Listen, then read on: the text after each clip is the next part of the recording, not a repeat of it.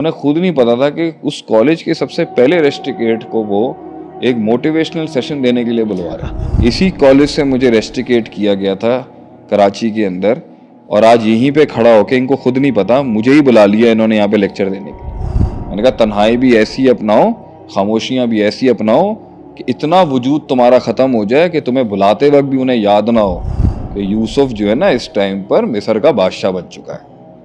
تو یاد بھی نہیں تھا ان کو کہ جب وہ اناج لینے کے لیے آئے تھے ان کو یہ نہیں پتا تھا کہ 20 سال پہلے کی ہوئی کرنی سامنے بیٹھی ہوئی ہے.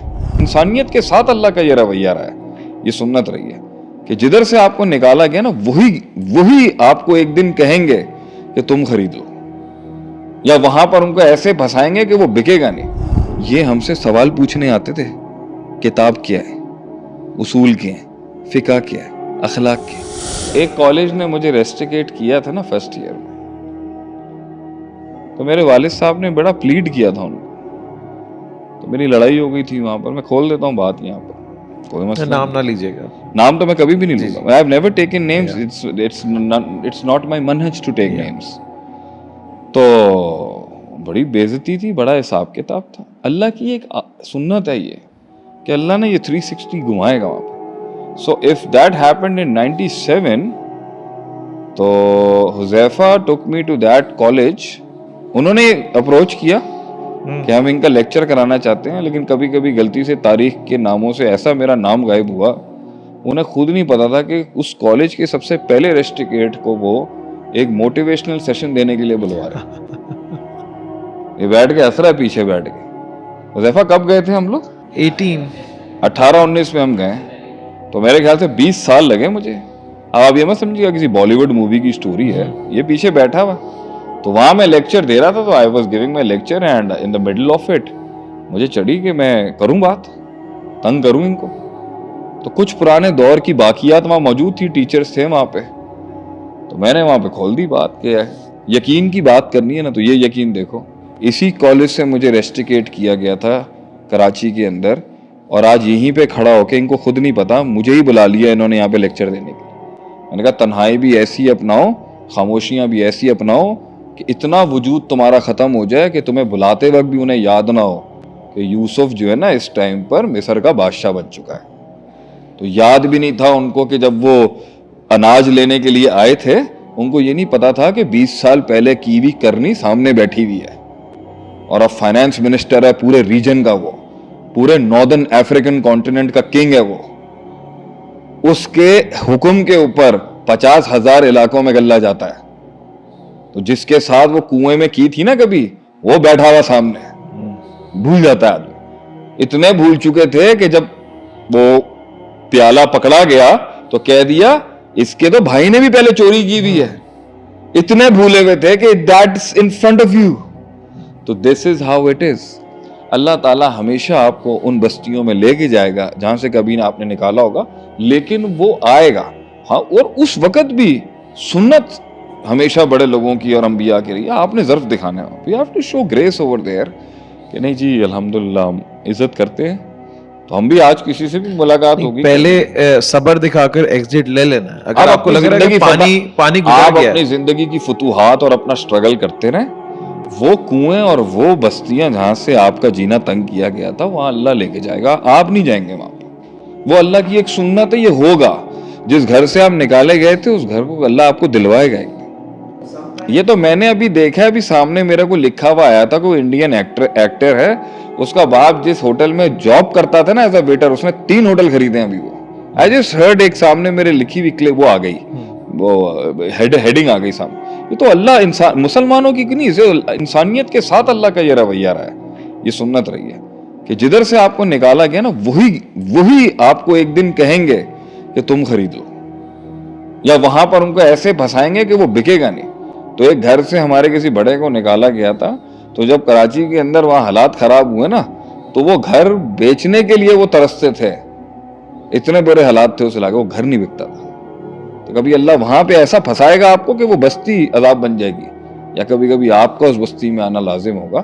اور یہ ہمیشہ سے ہوا. آپ صلی اللہ علیہ وسلم کے ساتھ آپ دیکھ لیں, مکہ آپ کو اذا جاء نصر اللہ والفتح, so this is going to happen. obviously لیکن آپ اپنی ڈگر پہ چلیں. ٹھیک ہے, آپ اپنی ڈگر پہ چلیں, آپ چلیں, اور دشمنی جو آپ کے ساتھ رہی ہیں مین وائل وہ رہیں گی. اچھا یہ بھی آپ سمجھیں کہ یہ جن لوگوں کی بھی چل رہی ہیں یہ دائمی نہیں ہے. اصل پرابلم وہ ہے جو دائمی دشمن ہے آپ کا, اور وہ انسان نہیں ہے. the greatest rivalry, the greatest rivalry شیطان ہے وہ. یہ سب بچے ہیں, ہاں ان میں جو من الجنتی والناس ہیں وہ ہوں گے اپنے, لیکن اصل دائمی دشمن آپ کا وہ ہے جو کفر پہ کھڑا ہوا ہے, جو ابلیس ہے. یہ تو آپ سے اس لیے اوفینڈ ہوئے ہیں کیونکہ یا آپ کی غلطیاں ہیں, یا آپ نے انسیکیور کر دیا ہے, یا آپ نے الفاظ سے استعمال نہیں کیے, یا آپ نے ہینڈل ٹھیک نہیں کیا, یا ان کے دل کا اتنا قد نہیں تھا کہ وہ آپ کی کمزور حالتوں میں آپ کو ایکسیپٹ کر پائے. تو یہ ایکسیپٹیبلٹی ایشوز کی لڑائی ہے.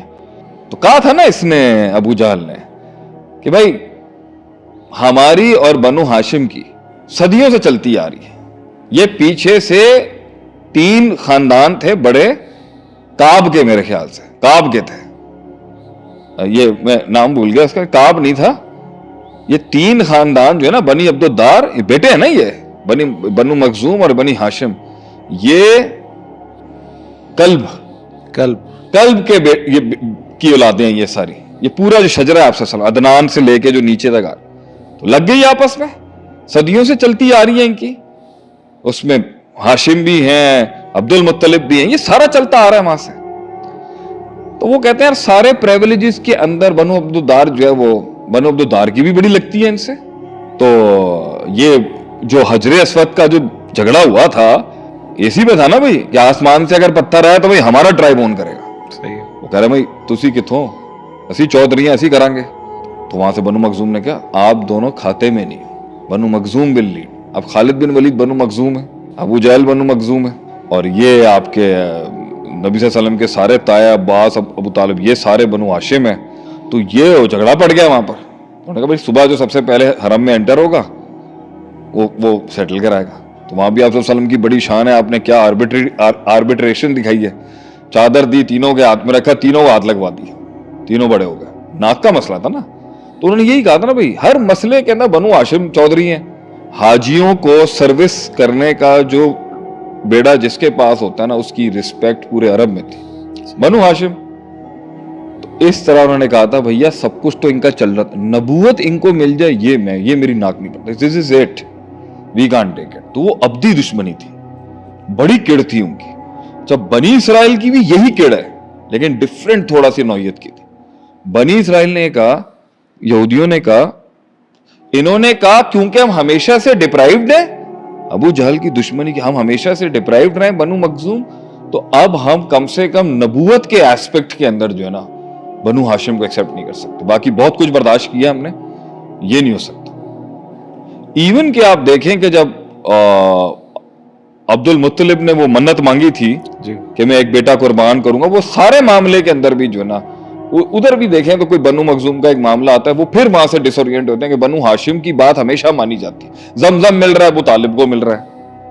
یہ ہاشم جو لفظ ہے حشم سے نکلا ہے. اٹ مینس جو سوپ میں بریڈ کو کرمز بنا کے آپ ڈالتے ہیں نا, اس پروسیس کو حشمہ کہتے ہیں آپ. تو کیونکہ ہی انٹروڈیوس سوپ. اب سیرت کا کورس کرائیں نا, صحیح. ہاں تو کرائیں گے سیرت, تو تم لوگ لانچ کرو, ہم پڑھا دیں گے انشاءاللہ. تو حشم جو تھا وہاں سے ہاشم نام ہو گیا ان کا. ویسے تو ان کا نام میرے خیال سے شیبہ تھا, کیونکہ ان کے کچھ بال سفید تھے جو عبد المطلب کے والد تھے. تو یہ ناک کا مسئلہ تھا. بنی اسرائیل کا مسئلہ یہ تھا, نہیں دے ور لائک, وہ کہتے تھے ہم ڈپرائیوڈ ہیں تو اس کو یہ والا پریویلیج نہیں کھانے دیں گے. صحیح. اور وہ انڈر پریویلیج تھے, تو نبی اکرم صلی اللہ علیہ وسلم کا بنو ہاشم میں پیدا ہونا ان کے لیے بہت زیادہ اوور پریویلیج ہو گیا. صحیح. اور بنی اسرائیل اوور پریویلیج تھے, اور انہوں نے کہا کہ اتنی انڈر پریویلیج کمیونٹی میں نبی آ جائے یہ ہم ایکسیپٹ نہیں کر سکتے.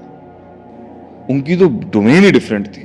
وہ کہتے ہیں نا وہ چوڑے میں حسد کھا گئے, نفرت تھی ان کو. تو ان کو یہ ہم سے سوال پوچھنے آتے تھے, کتاب کیا ہے, اصول کیا ہے, فقہ کیا ہے, اخلاق کیا ہے. ان کا آدمی آ کے اب ہمیں بتائے گا کہ موسیٰ علیہ السلام کی ڈاکٹرن میں کیا لکھا ہوا ہے, اور ہماری کتابوں میں جو فیبریکیشن ہوئی ہے یہ پوائنٹ کر رہے الا امانی, یہ بتائے گا کہ ہمارے علماء غلط ہیں, ہمارا شجرہ غلط ہے, ہماری کتابیں غلط ہیں, اس کے اصول فقہ غلط ہے, انجیل اصول الانجیل جو لکھے ہوئے ہیں, قواعد الانجیل غلط ہے, یہ بتائیں گے اب ہم پہ. تو آپ صلی اللہ علیہ وسلم نے ڈومین کلیم کر دی نا وہاں پر. ان کی بنی اسرائیل پہ ویسے ہونا چاہیے the 40 mischievousness of بنی اسرائیل. تو آپ دیکھ لو کڑ رہی یہودیوں, لیکن یہودی مشرک اور پیگن سے زیادہ خطرناک تھا. اس نے کڑ پال کے رکھی, اس نے اتنی کڑ پال کے رکھی کہ وہ خیبر سے ڈیفیٹ ہونے کے بعد بھی آپ دیکھ لیں آج بھی دنیا میں سروائیو کیا. اس نے اپنے مختلف روٹس لیے, وہ اپنی ڈگر پہ چلتا رہا, اس نے برداشت کیا, اس نے صبر کیا, اس نے مارے کھائیں, اس نے مختلف اسلامی حکومتیں دیکھی, اور اس نے کہیں 1500-1400 سال بعد جا کے اس نے اسٹیٹ بنا لیا اپنا. مشرک جو تھا وہ چھوٹا دشمن تھا, تو وہی مکے میں ختم ہو گیا, اس کے بعد کبھی کھڑا نہیں ہوا. اور یہ الفاظ کہہ کہ حجاز کے اندر کبھی بھی غیر اللہ کی عبادت نہیں ہو سکتی, تو حجاز پاک ہو گیا. لیکن یہودیت جو تھی وہ کیونکہ پرانے منجے ہوئے خاندانی دشمن تھے, وہ چلتے لے, وہ آج تک چلتے آ رہے ہیں. اور دیکھ لیں انہوں نے اپنا کتنے سالوں کے بعد جا کے اپنی کڑ نکالی ہے, کتنا بندہ شہید کر دیا انہوں نے. ڈیپینڈز اپون دا اینیمیٹی نا, کہ ان کی اینیمیٹی بڑی ہے, ان کی خار بڑی ہے آپ کے ساتھ.